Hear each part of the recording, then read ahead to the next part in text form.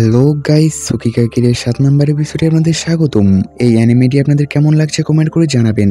যারা এর আগের এপিসোডগুলো এখনো দেখেন নাই তারা আমার ডিসক্রিপশন বক্সে লিংক দেওয়া থাকবে, সেখান থেকে দেখে আসুন। তো এপিসোডের শুরুতেই আমাদের একটি অ্যামিউজমেন্ট পার্ক দেখানো হয়, যেখানে সব ফ্রেন্ডসরা একসাথে আসে। তারপরে আমাদের একটু অতিথি সিন দেখানো হয়, যেখানে চিনাসু আকানেকে বলে, আমার পরিবার আমাকে কিছু ফ্রি টিকিট দিয়েছে অ্যামিউজমেন্ট পার্কের, তো তুমি কি আমাদের সাথে যাবে? আমি আজুমিকেও ডেকে নেব আর তার সাথে হীরাকেও। তারপর সে আজুমের কাছে আসে এবং তাকে ডাকে। রোমন বলে, আমিও সাথে যেতে চাই। চিনাসু বলে, কিন্তু আমার কাছে বেশি টিকিট নেই। রোমন বলে, কোনো সমস্যা নেই, আমরা নিজেদের টাকা দিয়ে যাব। দাইচি বলে, না আমি যেতে পারবো না, আমার সেদিন প্র্যাকটিস ম্যাচ আছে। তারপরে চিনাসু আরো ফ্রেন্ডদের ডাকে। তারপরে আবারও প্রেজেন্টের সিন দেখানো হয়, যেখানে তারা সবাই রোলার কোস্টারে বসতে যায়। তখনই চিনাসু বলে, এই আজমি চলো একসাথে বসি। তারপরে চিনাসু আর কোতারু একসাথে বসে, আর হীরা এবং আকানে তাদের পিছে একসাথে বসে। তারপরে রোলার কোস্টার শুরু হয়ে যায়, আর আকানে অনেক ভয় পেয়ে থাকে। চিনাসু বলে, এই আজমি তোমার রোলার কোস্টারে ভয় লাগে না? কোতারু বলে না, আর তার পুরো ধ্যান পিছে আকানে এবং হীরার উপরে থাকে। তারপরে রোলার কোস্টার উপর থেকে নিচে আসতে থাকে এবং আকানের অবস্থা একদমই খারাপ হয়ে যায়, কিন্তু কোতারু একদম স্বাভাবিক থাকে। তারপরে তাদের রাইড শেষ হয়ে যায় এবং সবাই সেটা থেকে নেমে যায়। আকানের নামার সময় নিচে পড়ে যায়। এইটা দেখে হীরা তাকে সাহায্য করার জন্য তার হাত আগে করে দেয় এবং তাকে ওঠাই। আর কোতারুর এটা দেখে একদমই ভালো লাগে না। তারপরে নেক্সট সিনে তারা সবাই একটি দোকানে থাকে। কোতারু আকানেকে দেখে তার কাছে যেতে লাগে। তখনই পিছে থেকে রোমন এসে তাকে একটি ক্যাপ পরিয়ে দেয়।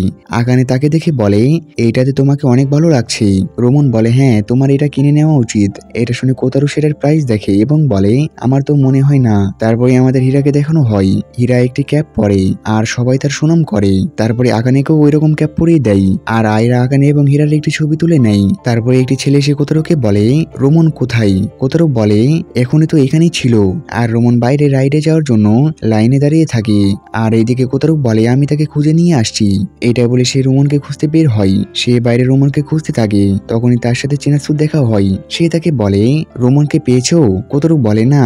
তারপরে সে বলে, এই দেখো আমাদের রাইডের ছবি। কোতারু তার নিজের ছবি দেখে বলে, এইটা কি?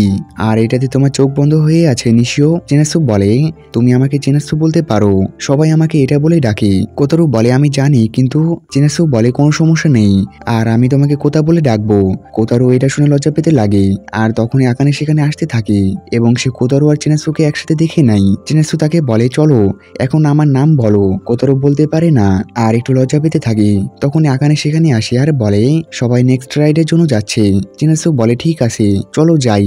আর আকানে কোতারুকে রাগি ফেসে দেখে সেখান থেকে চলে যাই। তখনই কোতারুর কাছে রোমনের মেসেজ আসে যে আমি নার্সিং রুমে আছি। তারপরে কোতারু সেখানে আসে আর সে জানতে পারে এইডস রোগের কারণে তাকে সেখানে একটু আরাম করতে হবে। তারপরে কোতারু তার কাছে গিয়ে বসে। রোমন বলে, কি হয়েছে? কোতারু বলে, কিছু একটা আছে। আচ্ছা সেই মেয়েটির সম্পর্কে? মিজুনো, তোমরা একে অপরকে ডেট করছো তাই না? কোতারু বলে, তুমি কিভাবে জানলে? রোমন বলে, আমার এমনটা মনে হচ্ছিল। আচ্ছা তোমরা একসাথে থাকছো না কেন? তোমরা দুজন কোথাও একসাথে যাও। দাঁড়াও আমি মিজুনোকে কল দিচ্ছি। এটা বলে সে গ্রুপে যায় আর সে গ্রুপে দেখে হীরা এবং মিজুনোকে খুঁজে পাওয়া যাচ্ছে না। তারপরে আমাদের হীরা এবং আকানেকে একসাথে দেখানো হয়। আকানে বলে, বুঝতে পারছি না বাকি সবাই কোথায় গিয়েছে। হীরা বলে, কোনো সমস্যা নেই, আমরা তাদের খুঁজে নেব। আর অন্যদিকে কোতারু আকানেকে খুঁজতে থাকে। সে তার ফ্রেন্ডদের কাছে আসে আর বলে, মিজুনো কোথায়? ছেলেরা বলে, আরে তাদের একা ছেড়ে দাও। আর মেয়েরা বলে, তাদের দুজনকে একসাথে অনেক কিউট লাগে তাই না? এসব শুনে কোতারু সেখান থেকে চলে আসে আর আকানেকে খুঁজতে লাগে। খুঁজতে খুঁজতে সে তাদের দেখতে পায়। আকানে এবং হীরা একসাথে যেতে থাকে। এইটা দেখে সে মনে সাহস জাগিয়ে পিছে থেকে তাদেরকে ডাকে এবং তাদের কাছে গিয়ে হীরাকে বলে, তুমি পিছে হটে যাও, এটা আমার গার্লফ্রেন্ড, আমরা একে অপরকে ডেট করছি। এটা বলার পরে সেই জায়গাটা কিছুক্ষণের জন্য শান্ত হয়ে যায়। তারপরে হীরা বলে, এইটা কি সত্যি? আকানে বলে, হ্যাঁ। তারপরে কোতারু আকানের হাত ধরে আর বলে, এখান থেকে চলো। এটা বলে সে তাকে নিয়ে সেখান থেকে চলে আসে আর এসব কিছু চিনাসু দেখে নাই। আর এটা দেখে সে একটু মন খারাপ করে আর কান্না করতে লাগে। তারপর নেক্সট সিনে তারা সবাই একসাথে বসে থাকে। তখন সেখানে হীরা চলে আসে আর বলে, তোমরা কি জানো মিজুনো একজনকে ডেট করছে আর সেটা হলো আজমি। রোমন বলে, হ্যাঁ তারা একে অপরকে ডেট করছে। এটা শুনে সবাই অবাক হয়ে যায়। তারপরে আমাদের দেখানো হয় আকানে আর কোতারু একসাথে বসে থাকে। কোতারু বলে, সরি তখন সেটা বলার জন্য। আকানে বলে, কোনো সমস্যা নেই, সেটা তো সত্যি কথাই ছিল। তারপরে বলে, চলো বাকি সবার কাছে যাই। কোতারু বলে, এত তাড়াতাড়ি না। তারপরে তারা দুজন একসাথে খাবার খায় আকানে বলে আমরা এই প্রথম একসাথে খাবার খাচ্ছি। আর তারা দুজন অনেক খুশি হয়। তারপরে তারা দুজন একসাথে রাইডে যায় এবং অনেক মজা করে। তারপরে আকানে একটি ছবি তোলে আর বলে আমরা তো এটাতে আসছি না। তারপর সে একটু কাছাকাছি গিয়ে আরো একটি ছবি তোলে। আকানে সেটা দেখে বলে এইটা ঠিক আছে।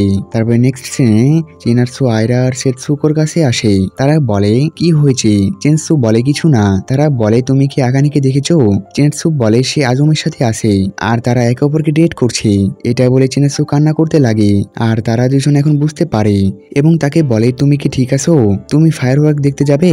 চিনাৎসু বলে হ্যাঁ। তারপর নেক্সট সিনে আকানে আর কোতারো একসাথে ফায়ারওয়ার্ক দেখতে থাকে এবং বলে এর পরের বার আমরা আবারও আসবো, শুধু আমরা দুজন। তারপর কোতারো আকানের হাত ধরে এবং তার কাছে আসতে থাকে।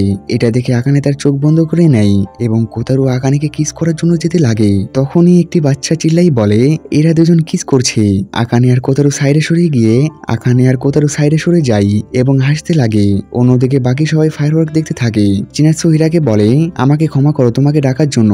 এরা বলে কোনো সমস্যা নেই, আমি তোমার উপরে রেগে নেই। তারপরে নেক্সট সিনে কোতারো আর আকানে ট্রেনে করে বাসায় যেতে থাকে আর কোতারো ঘুমাতে থাকে এবং আকানের কাছে চিনাৎসুর মেসেজ আসে। সেখানে লেখা থাকে তুমি কি ফায়ারওয়ার্ক দেখেছো? আকানে বলে হ্যাঁ। চিনাৎসু লিখে আমি তাকে আমার মনের কথা বলতে পারিনি। আকানে বলে সরি। আর এর সাথে এই এপিসোড শেষ হয়ে যায়। এই এপিসোডে অনেক কিছু হয়ে যায়, অনেকের মন ভাঙে এবং অনেকে কষ্ট পায়, কিন্তু এর সাথে সবাই জেনে যায় আকানে এবং কোতারো একে অপরকে ডেট করছে। তো এই এপিসোডটি কেমন লেগেছে কমেন্ট করে জানাবেন। দেখা হচ্ছে নেক্সট এপিসোডে। আল্লাহ হাফেজ।